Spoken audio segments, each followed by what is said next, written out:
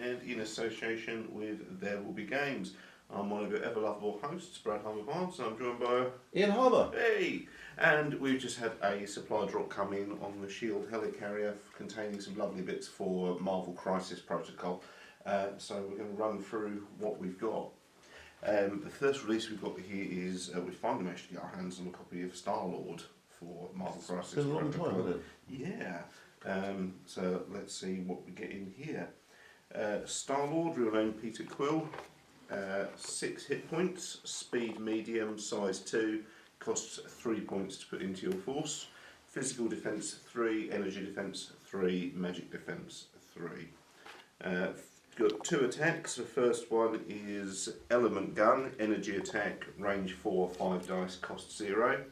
After his attack is resolved, this character gains power equal to the damage dealt. It's pretty standard basic power crisis protocol. His second attack is Full Auto, which is an energy attack, range 4, 7 dice, cost 3. If you roll a wild, it also triggers Elemental Blast. After this attack is resolved for each wild in the attack roll, the defending character gains one of the following special conditions: bleed, shock, slow, or stun. Hey, Brad, Yeah. it's in multiple pieces. Yeah, they do that. As a quick reminder, bleed is the character suffers 1 damage at the end of each of its activations. Shock is the character removes 1 die from its attack rolls. Slow is the character can only use the short movement tool while advancing. And stun is if an effect would cause a character to gain more than 1 power, it only gains 1 power instead. So some of the more crippling special conditions you can hit people with. Yep. And that's for each wild, you can pick one, and you're rolling 7 dice at a time. He comes with the Guardians of the Galaxy affiliation leader. The current available pieces for fielding a Guardians of the Galaxy team are Star-Lord, Angela, Drax the Destroyer, Gamora, Groot, Nebula, Rocket Raccoon, and Ronan the Accuser, for some reason. Okay. Who, to the best of my knowledge, has never been in the Guardians of the Galaxy. He's certainly more neutral than the movie But makes like him. Angela's like a much more like God state. Angela, she was in the Guardians of the Galaxy. Mm-hmm. Yeah, she's Thor. As Guardian. She's Thor. Yeah, Yeah, I thought she was. yeah. Thor and Loki's sister. It's a very convoluted background. Yeah. Which I'll go for it. I'm not Heli, you know. She's one of those where the behind the scenes creation of her is more interesting than the character. Yeah. But we'll do that when we get Angela for Crisis Protocol. And yeah, but it's weird. Angela's included. It makes sense. Ronan the Accuser is certainly more neutral in the comics. He's actively a bad guy in the movie, and he is more. He's just part of. He's just a zealot, isn't he? He's a high-up military commander of the Kree army in the comics. He's not the bad guy the movie makes him out to be. Yeah, he butts heads with the Guardians and other guys, but he's looking out for himself rather than being, rather looking out for the Kree Empire rather than being actively evil. So I don't really understand why he's in there. But alright, put Angela in, but Venom was in the Guardians of the Galaxy and he's not in the team affiliation. Okay, I suppose they can't, otherwise they do. Yeah. Who knows, maybe Ben Grimm will make the cut because he was in the Guardians it's a bit of the Galaxy. like Spider-Man and Ben Grimm have been in most things, haven't they? Well, Ben Grimm joined the Guardians of the Galaxy after a Fantastic Four split up because, as we all know, Ben Grimm loves space. Oh, he does love a bit of space. Okay. But if you've got a Guardians of the Galaxy team, you can pick Star-Lord to be the leader of it. And if you do, you gain the Winging It special ability, as is his leadership ability. Once per round at the start of your turn, you may choose an allied character and discard a team tactic card to use this leadership ability. The character gains 3 Winging It tokens. After rolling attack dice, defense dice, or dodge dice, it may discard 1 Winging It token to re-roll up to 2 of its dice. Only 1 Winging It token may be discarded per roll. Remove all Winging It tokens from that character during the next clean-up phase. Not paying any extra points for it, No, just got a thing. Yeah. Superpower always on, plucky attitude. When attacking, if Star-Lord rolls no hits, it may re-roll all of its current attack dice.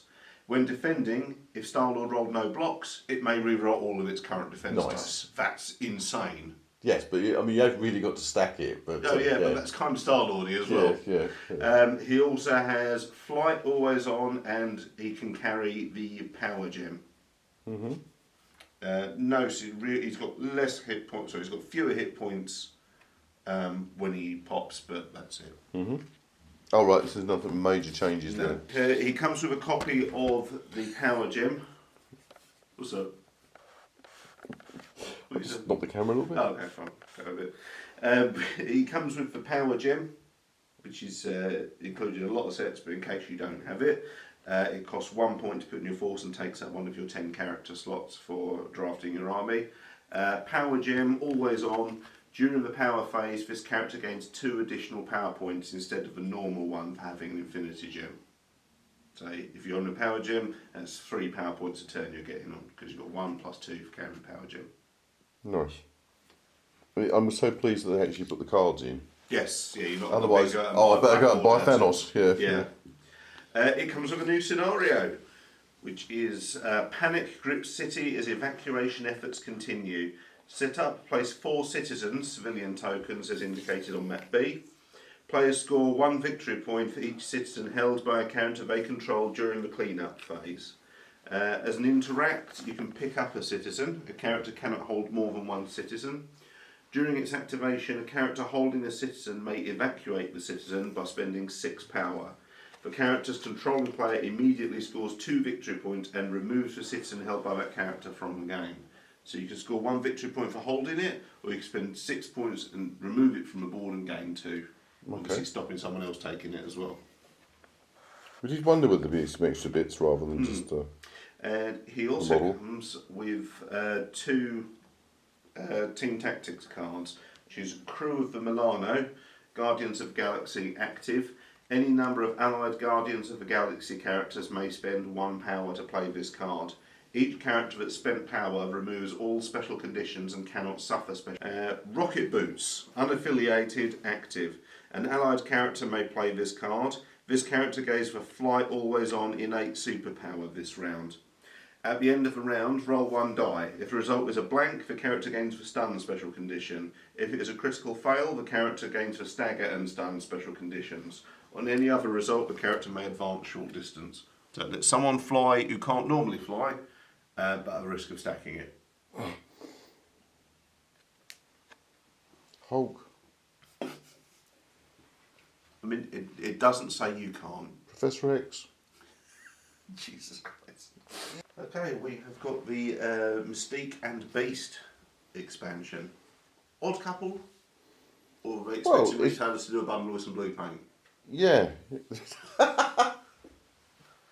Definitely an odd one, but What to put these two? Well, I mean, they're still associated, aren't they? So. Well, we've got light and dark. I guess they did an X-Men pack in Storm and Cyclops, and a Brotherhood of Mutants pack in Magneto and Toad. And if they did Wolverine and Sabretooth as a pack, so I guess this is another. Yeah, so like dark. It does divide it equally. Okay, so Mystique, real name Raven Darkholm. She has 5 hit points, speed long, height 2, cost 3 points to put in your force. Physical defense 3, energy defense 3, magic defense 3. How much does she cost? 3 points to put in your team. Okay. Physical attack pistol. Range 3, 4 dice, cost 0. After this attack is resolved, Mystique gains 1 point of power. If you roll at least 1 hit, you trigger rapid fire. After this attack is resolved, Mystique may make 1 additional pistol attack. The additional attack must target the original character. This additional attack does not have the rapid fire special rule, so you can't constantly explode it. Yep, okay. Physical attack espionage, range 2, 6 dice, cost 3. Before damage is dealt, the target character gains the stun special condition, which is if an effect would cause the character to gain more than 1 power, it only gains 1 power instead. Okay, you can have her leading a Brotherhood of Mutants team. Current lineup for Brotherhood of Mutants, there are 2 leaders. If you have a Brotherhood of Mutants team, you can either nominate Magneto or Mystique as the leader. Other eligible members are Juggernaut, Quicksilver, Sabretooth, Scarlet. Juggernaut? He's not out yet. A leader? No, he's not a leader. That's all right, Magneto and Mystique are leaders. Other eligible Brotherhood of Mutants characters to make up your team are Juggernaut, Quicksilver, Sabretooth, Scarlet Witch and Toad. Sorry, I misunderstood. Yeah. No, I don't think he's allowed to lead anything. No, I don't think so either. What a magic hat. If you have her as your leader of the Brotherhood of Mutants team, and you gain the ability Freedom Force. Once per turn, after an allied character interacts with an extract objective token, after all effects are resolved, the allied character gains 1 power. Additionally, allied characters may use the following interact ability. Interact secure objective token. Place a token on this objective token. While this token is in play, you are securing the objective. Remove the token if an enemy character contests this objective token. You may only have 1 token in play at a time, result of siege ability. That's incredibly powerful. So basically, you can leave your aura there. So one of the objectives that you need to stand on, you don't need to stand on. You can drop a marker on it. Say, I'm holding this, and then go off and do something else. Unless an opponent comes along and contests it. Some missions that would really be useful. You're still scoring the points. Also, if you're modelled down. Yeah, that's incredibly powerful. Yeah. Superpower, active expert sabotage. Active power costs 3 points and costs an action. Choose an interactive terrain feature of size 3 or less within range 4 of this character. Enemy characters within range 1 of the terrain feature suffer 2 points of damage. The terrain feature is destroyed and removed from the battlefield. The superpower can be used once per turn. It must target Taskmaster if possible. Always on martial artist. When Mystique is defending against a physical or energy attack targeting her from within range 2, Mystique adds blanks to its defence roll to its total successes. It's a full card, isn't it? Always on shapeshifter. During Mystique's activation, enemy characters cannot use reactive superpowers or reactive team tactics cards. Always on stealth. Characters must be within range 3 of this character to target it with attacks. Was there any radical changes to the other side? No, there's no noticeable changes at all. Okay, Beast. Real name Henry McCoy. 6 hit points. Speed medium. In what way is he slower than Mystique? Size 3, and he costs 3 points to put into your team. Physical defence 4, energy defence 2, magic defence 3. He's one of your favourites when you were a kid, I think. Yeah, the moulding's really good. His face is really good. Physical attack, acrobatic strike, range 3, 5 dice, cost 0. He was in spandex. Yeah. After huge feat. After his attack is resolved, Beast gains power equal to the damage dealt. If you roll at least 1 wild, it triggers ambush. After his attack is resolved, place Beast within range 1 of the target character.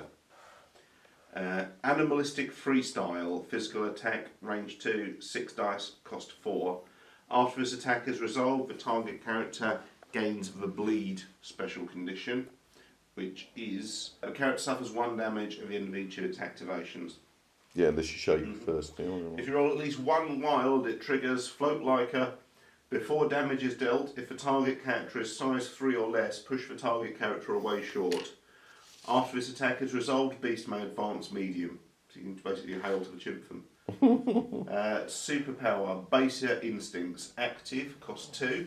Choose an interactive terrain feature or an enemy character, both of size 2 or less and within range 2, and throw it short distance. This superpower can only be used once per turn.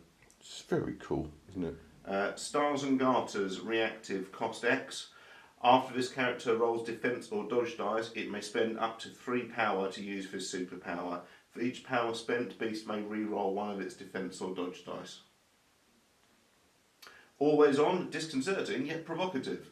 Whenever this character rolls dice, after the effect is resolved, it gains 1 power if it rolled at least 1 critical fail. Okay. Always on, wall crawler. It's got slight reduction hit points on. Oh, on the other side of the card. And it comes with 3 teams tactics cards. The card is really good. It's on like It's kind of like a aerial master, isn't it? Yeah, that's what it looks like.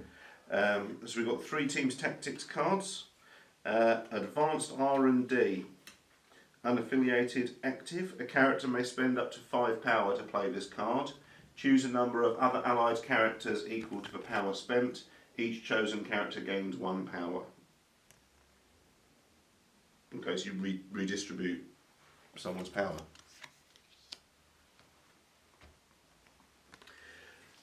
Deception, unaffiliated, active. Mystique may play this card. Choose an enemy character within range 4 of this character. If there are no other non-dazed enemy characters within range 2 of the chosen character, you may advance the chosen character at speed towards Mystique.